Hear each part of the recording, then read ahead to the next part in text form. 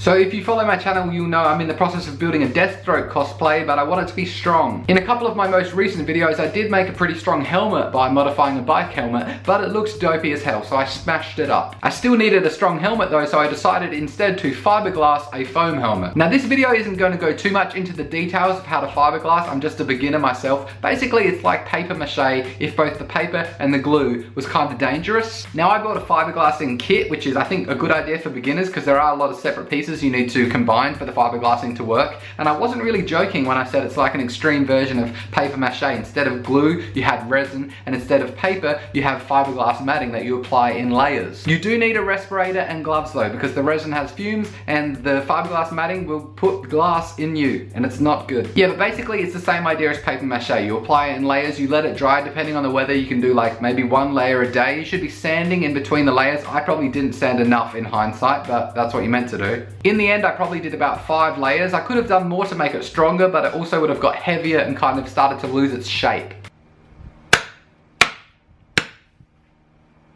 Anyway, after I finished the layers, I used a file to kind of file down the edges and did a bit more sanding till I got it as smooth as I wanted. I then used contact adhesive to apply some of the padding from inside the bike helmet I mentioned earlier. I just kind of measured out roughly the parts of my face that would need the most protection and stuck it in. I gave the whole thing a coat of grey primer before I used a texter to roughly mark out which parts I wanted to be orange and which parts I wanted to be this gunmetal grey colour. I then used some tape to section off the areas and I spray painted away. When the spray paint was all dry, I did use some acrylic black paint to add details like highlighting the eye and stuff like that. I also did a little bit of weathering by just using some paper towel to rub watered down black paint into all the little cracks and crevices. I also used contact cement and craft foam to add a little bit more depth to some of those detailed lines I drew earlier. I hadn't originally planned to do that, but the helmet looked a bit flat and I thought it needed it. And then it was ready to get my head in it.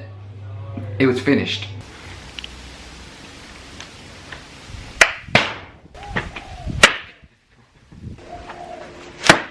Oh.